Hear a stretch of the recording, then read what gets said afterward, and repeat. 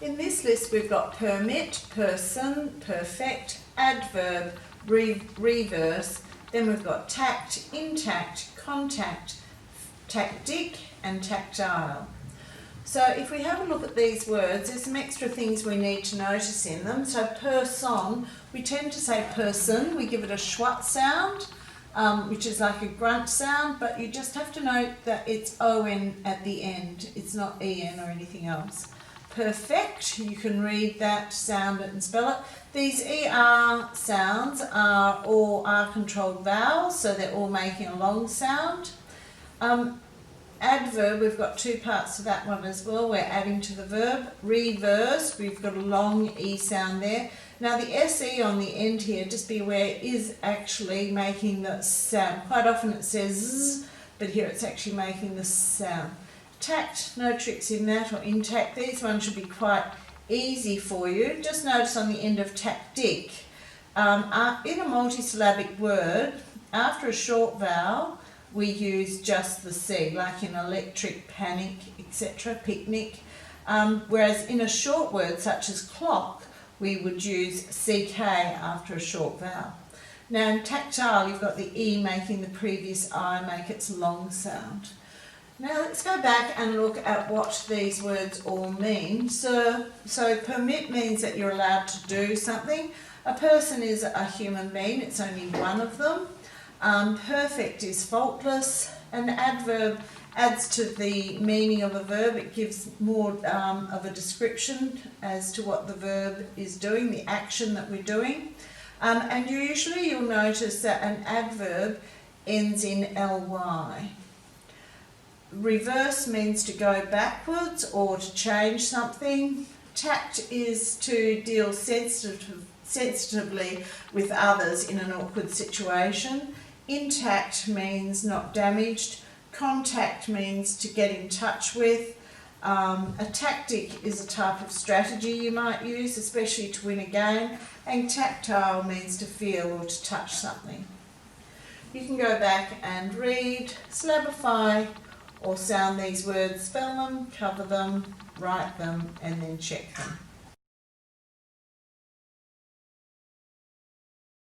In these words, we've got the ER making the sound, permit, person, perfect, adverb, and reverse. The ER makes a long vowel sound because it's an R-controlled vowel. You need to highlight those two letters in each of those words. Change colours, and we're going to highlight the root tact in each of these words. So first of all, we've got tact, then intact, contact, tactic, and tactile. So we're just in these ones, we're just adding an affix to either the start or the end of the word to change its form and usage. Now down here you've got a crossword to do. There are quite a few crosswords in level Q.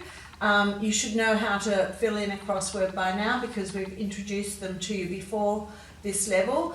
But basically you need to remember that you put one letter in each box. These are the clues for going across the page. These are the clues for going down the page. Each of the answers to these meanings are list words, so you'll find all the answers above. Down here you've just got to fill in the gaps with the correct list words. So this is where we're checking that you know the meaning of these words and their correct usage in a sentence.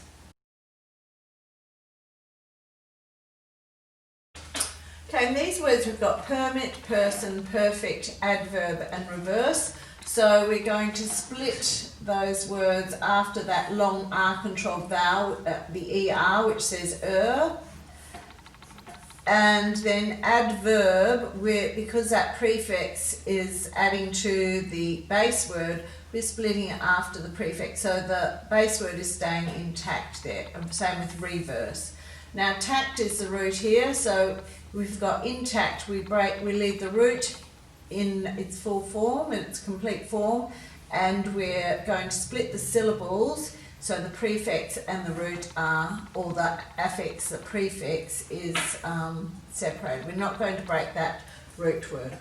Okay, so that may help you finish off that section there where you've got to break those words into syllables. Just remember to leave the roots intact. Now down here you've got verb families where you're using these words in their various tenses. So you'd have contact, contacts, contacting, contacted. You'd have to finish those off. Notice the double T here, which is quite unusual. Make the new word, then use it in a sentence. So you're going to have reversible. Follow the little prompts with the takeaway and add. Perfection. Now, when you add T-I-O-N to a word, if the T's already there, you only need to add the I-O-N.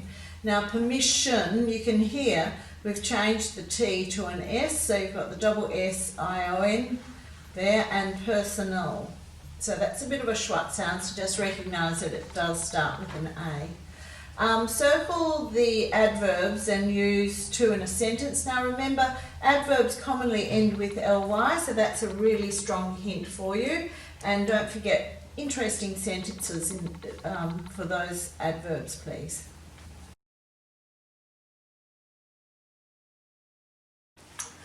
This day 4 is about joining words, and we've got additional and contrasting joining words. So the additional words that we could use to add extra information to a sentence will be words such as and, as well as, additionally, plus, along with, furthermore, also, in addition to, moreover.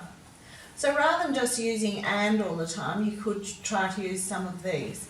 Now, as contrasting joining words, we've got but, although, however, yet, though, in contrast, except, instead, on the other hand. So perhaps instead of using but all the time, you could try to use some of these other words too.